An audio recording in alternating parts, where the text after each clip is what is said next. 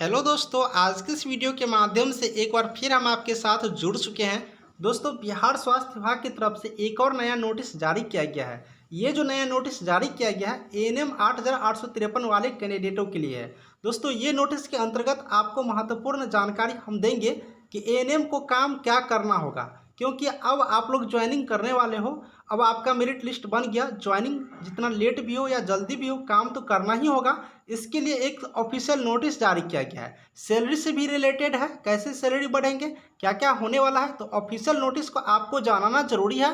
तो चलिए हम आपको लेकर चलते हैं ऑफिशियल नोटिस पर। और सारे कैंडिडेट इस ऑफिशियल नोटिस को बिल्कुल रूप से डाउनलोड करके रखेंगे। ऑफिशियल वेबसाइट पर मिल जाएंगे और आपको हम टेलीग्राम ग्रुप का लिंक हम डिस्क्रिप्शन में डाल देते हैं। उस टेलीग्राम ग्रुप में भी आपको इस ऑफिशियल नोटिस को डालेंगे, तो वहाँ से डाउनलोड कर लीजिएगा। तो हर एक स्टूडेंट डाउनलोड करके खुद से एक एक करके भी पढ़िएगा, क्योंकि ऑफिशियल नोटिस है तो आपको पढ़ना जरूरी है, खास करके एएनएम 8853 वाले।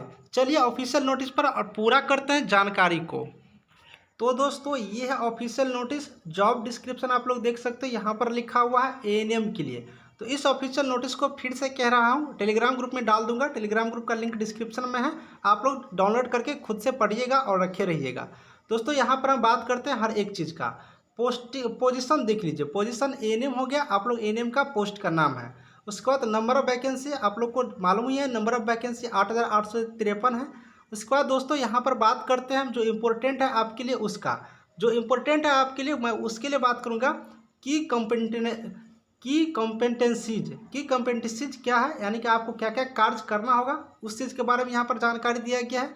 उसके बाद दोस्तों, यहाँ पर बात करेंगे पर्पस ऑफ असाइनमेंट, असाइनमेंट का क्या पर्पस है।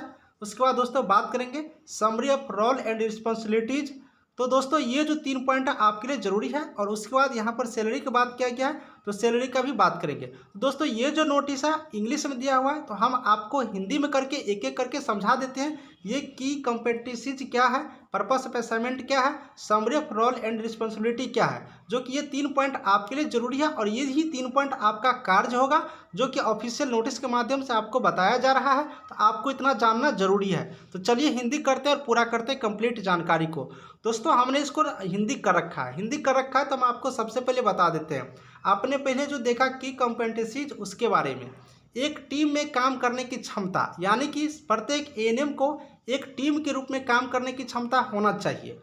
उत्कृष्ट पारस्परिक कौशल, यानी कि आपके पास जो है एक अच्छे स्किल होना चाहिए समझने की, बातचीत करने की। ये आपके पास एक उत्कृष्ट पारस्परिक कौशल आपके पास होना चाहिए। तो 2 पॉइंट क्लियर हुआ। टीम में काम करने की क्षमता आपके पास रखना होगा। 2-4 टीम बन के गाँव जाओगे या फिर कहीं आपको बोला जाएगा जाने के लिए, तो आप टीम में जाएंगे।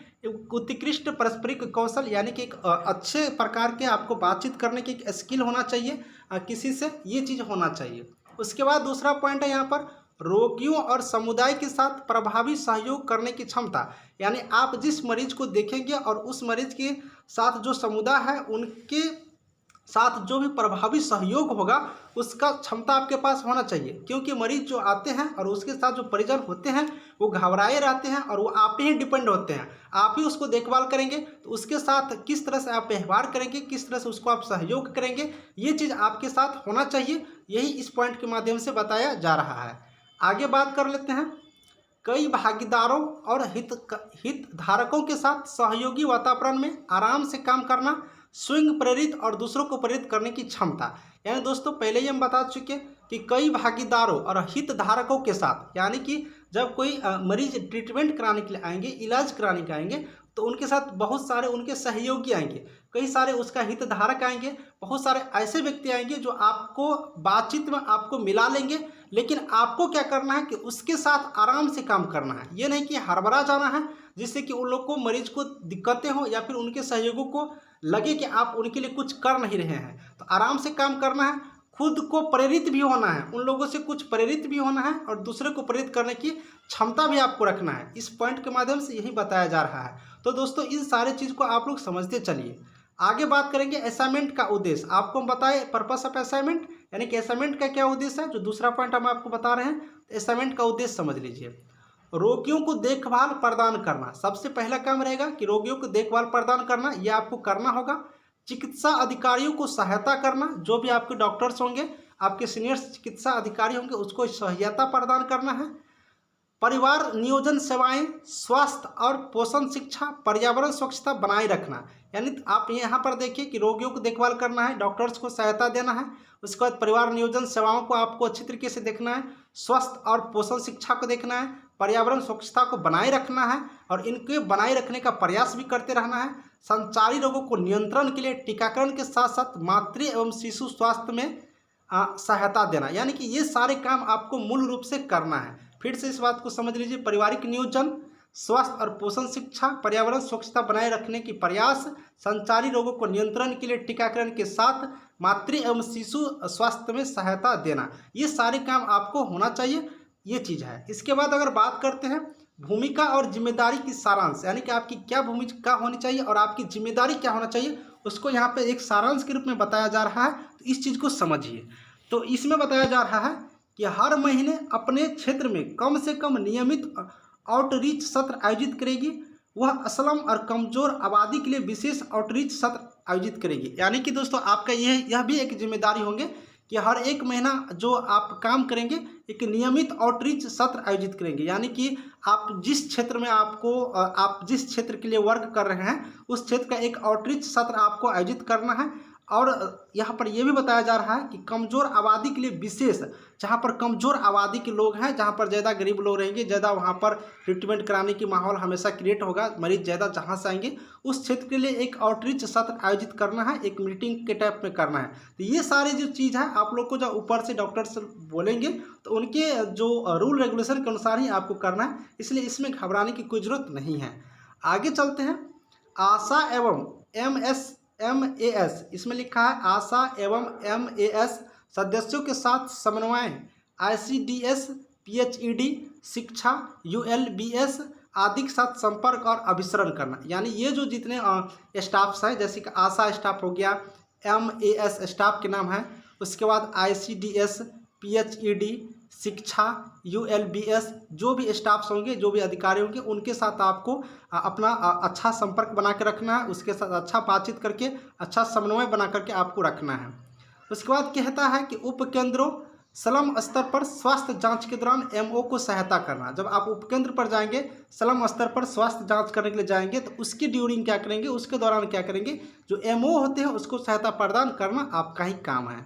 आगे क्या बता रहे हैं, स्लम स्तर पर जागरूकता और BCC पैदा करना, NHM के तहत सामुदायिक प्रक्रिया गतिविधि का समर्थन करना। यानी कि नेशनल हेल्थ मिशन NHM के द्वारा जो आपको एक रूल रेगुलेशन बताया जाएगा उस गतिविधि को आपको समर्थन करना है और स्लम स्तर पर जागरूकता पैदा करना है। BCC जो होते हैं उसको यहाँ पर आपको बताना है। तो ये सारी चीज़ आपको करना होगा। आगे क्या बता रहे हैं, संबंधित पदाधिकारी द्वारा सौंपे गए अन्य कर्तव्य, असाइनमेंट, यात्रा, इस पद में उपकेंद्र स्तर पर स्लम और आंगनवाड़ी केंद्रों की यात्रा शामिल होगी, उम्मीदवार करेंगे। यानी दोस्तों जो संबंधित पदाधिकार होगा, जो संबंधित अधिकारी होंगे आपके ऊपर, जो डॉक्टर्स होंगे, उनके द्वारा आपको कोई असाइनमेंट दिए जाएंगे, यानी कि कोई कार्य दिए जाएंगे। जैसे कि आपको जाना होगा किसी भी स्वास्थ्य उपकेंद्र पर, किसी भी स्लम स्तर पर, आंगनवाड़ी केंद्र पर, तो आपको इस काम में जाना होगा, आपको इस काम में शामिल होना होगा। ऐसा नहीं कि आपको जो हॉस्पिटल्स आवंटन हो गया तो बस आप वहीं पर करते रहेंगे, नहीं, इसमें आपको लिखा हुआ है आपको उपकेंद्र जाना होगा, आंगनवाड़ी केंद्र जाना होगा, तो आपको जाना होगा। जब आपके संबंधित पदाधिकारी बोलेंगे, ऊपर के जो ऑफिसर बोलेंगे, तो आपको जाना होगा। उसके साथ दोस्तों यहाँ पर लिखा हुआ है कार्य क्षेत्र में काफ़ी यात्रा करनी होगी। यानी जब कार्य क्षेत्र होगा तो आपको यात्रा भी करनी होगी। जैसे कि कोई गांव में अगर आपको भेज दिया गया कि पूरे गांव को टीकाकरण करके आइए, या फिर उस गांव में कोई जो वर्क होगा जो आपके द्वारा करना है तो आपको जाना होगा। ऐसा नहीं कि आप कहेंगे कि मैं वहाँ पर नहीं जाऊँगा। तो ये सारी चीज़ इसमें बताया गया, तो आपको ये भी कार्य करने होंगे। तो दोस्तों ये सारे काम आपका है, आप लोग खुद से भी इसे पढ़ लेंगे। यहाँ पर मुआवजा पारिश्रमिक, यानी कि इसको सैलरी बोलते हैं, वो सैलरी तो मत पूछिए, सैलरी तो ये 11,500 यार, इनको बढ़ाना चाहिए, क्योंकि इतना में क्या होगा, रूम रेंट खाने पीने तक भी अच्छा से नहीं हो पाएगा। खैर बात सरकार की ये पॉलिसी है, अब जो भी करे सरकार उसके अंतर्गत है। लेकिन ये जो अभी नोटिस जारी किया गया है, इस नोटिस में यही सारे कार्य लिखा हुआ है। इस नोटिस को आप लोग अच्छी तरीके से पढ़ें, समझें और इस पर फॉलो करें, क्योंकि आपको ये सारे कार्य करने होंगे।